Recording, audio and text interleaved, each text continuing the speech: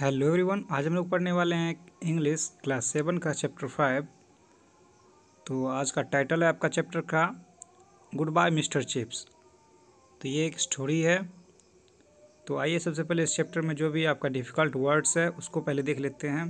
तो यहाँ आपका है ये कॉल ओवर मतलब हाजिरी, डिकेड मतलब 10 साल का समय, स्प्रैटलीनेस मतलब फुर्ती या जोश, प्रेपरेशन का शॉर्ट फॉर्म है प्रेप जिसका मतलब तैयारी होता है जैसे कि पढ़ना, टॉडलिंग मतलब चहलकदमी करना, छोटा छोटा कदम बढ़ा के चलना, प्लिक प्लॉक। तो प्लिक प्लॉक जो है एक साउंड है, जैसे जब बॉल लगती है बैट पे तो जो साउंड निकलता है उसको बोलते हैं प्लिक प्लॉक। कॉर्टियस भद्र या सज्जन जिसको शिष्ट कहते हैं। उसके बाद विविड रिकलेक्शन मतलब गहरी यादें, संस्मरण जो होता है उसी को बोलते हैं रिकलेक्शन। उसके बाद है बारबेरियंस। बारबेरियंस मतलब असभ्य, जिसको सही से कोई भी काम करने का तरीका पता ना हो। डैश मतलब मंच, वार्निश मतलब चिकनी पॉलिश, पंक्चुएटिंग मतलब बीच बीच में बाधित करना या रोकना। उसके बाद है इनहेरिटेड ट्रेडिशन। इनहेरिटेड ट्रेडिशन का मतलब जो हमारे पुरखों द्वारा दिया गया परंपरा है। जैसे मान लीजिए हमारे यहाँ पूजा होती है किसी देवी देवता की, तो हमारे पूर्वज करते आ रहे हैं तो हम भी करते हैं, तो उस तरह से वो परंपरा हो गई। देखिए, तो ये जो आपका स्टोरी है इसका बहुत ज़्यादा बड़ा है ये चैप्टर, तो इसलिए ये वीडियो में कर पाना थोड़ा मुश्किल होता है। इसके लिए मैंने यहाँ आपका समरी दे दिया है। मैं समरी यहाँ पे दे रहा हूँ, आप आराम से समझ लें, उसको चैप्टर पढ़ लें और क्वेश्चन आंसर जो यहाँ दिया हुआ है उसको भी आप देख लें। तो चलिए शुरू करते हैं। Goodbye mister Chips by James Hilton tells the story of mister chip being nicknamed mister Chips who becomes a teacher at an English all boys boarding school called Brookfield. James Hilton के द्वारा ये लिखा गया कहानी good bye mister chips है, जो कि एक व्यक्ति की है जिसका नाम मिस्टर चिपिंग रहता है, जिसको लोग प्यार से मिस्टर चिप्स बुलाते हैं, जो कि ब्रुकफील्ड में एक लड़कों के बोर्डिंग स्कूल में टीचर रहता है। Mr. Chips worked for a year at another school but did not feel comfortable there and did not get a very good review from the headmaster। और ये मिस्टर चिप्स जो होते हैं वो दूसरे स्कूल में भी पढ़ाए होते हैं 1 साल तक, लेकिन वहाँ पे उनको अच्छा नहीं लगता है और हेडमास्टर जो वहाँ के रहते हैं वो उनकी समीक्षा अच्छे से नहीं करते हैं, जिस कारण से वहाँ पे वो छोड़ देते हैं, चले जाते हैं। यहाँ mister chips is one of the language teacher at and rather enthusiastically teaches the dead languages of ancient Greek and Latin।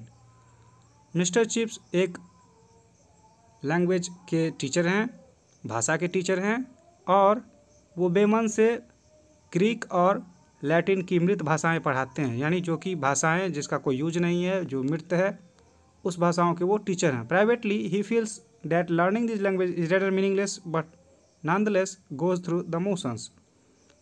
वो अपने आप में सोचते हैं कि ये भाषा बेकार है इसे पढ़ना, लेकिन फिर भी वो पढ़ाते हैं। He is not a very good disciplinarian and in fact is somewhat intimidated by the students body. वो एक अच्छे अनुशासक नहीं हैं, लेकिन कहीं ना कहीं वो विद्यार्थियों से डरे हुए हैं। Mister chips become the most popular teacher at Brookfield. Mister chips Brookfield में सबसे प्रसिद्ध टीचर बन जाते हैं। आफ्टर ही रिटायर्स, जब वो रिटायर करते हैं, he moves in across the street so he can stay in closet contact with the students. और जब वो रिटायर कर जाते हैं तो वहीं रोड के उस पार अपना एक घर ले लेते हैं ताकि वहाँ पे वो अपने विद्यार्थियों के संपर्क में रह सकें। Making a special effort to meet the newly arriving students each year. और वो हर साल नए आने वाले बच्चों के संपर्क में आने का कोशिश करते हैं। He is asked to come back and help at school because the staff has been depleted by the demands of World War First। और उनको फिर से दोबारा बुलाया जाता है क्योंकि वर्ल्ड वॉर फर्स्ट के कारण बहुत सारे स्टाफ को युद्ध के लिए भेज दिया गया है। When the young headmaster tells Chips that Chips belongs at Brickfield and is needed to hold them all together। जब युवा हेडमास्टर या प्रधानाध्यापक आप जो कहें, जब मिस्टर चिप्स को बुलाता है और कहता है कि आप यहाँ से संबंधित हैं, आपको यहाँ रहना चाहिए और आपको ज़रूरत है इस सबको एक साथ रखने की। He is overcome with emotions, तो वो भावनाओं में बह जाते हैं। Chips faces further tragedy with the loss of many of his students who are killed in the war. और मिस्टर चिप्स को बहुत बुरा लगता है क्योंकि उन्हें वो जो पढ़ाए रहते हैं, जिस स्टूडेंट को, जिस विद्यार्थी को वो पढ़ा चुके होते हैं, वो भी वॉर में, वर्ल्ड वॉर फर्स्ट में ख़त्म हो जाते हैं, मार दिए जाते हैं। इन हिज फाइनल ईयर्स, और वो अपने अंतिम साल में, he spends much time reflecting about his life and career. और अंतिम समय वो अपने समय जीवन को याद करते रहते हैं। ऑन हिज डेथ बेड, और अपने मृत्यु सैया पे, he hears A comment from one of the his greatest colleagues that it was a PT he never had children.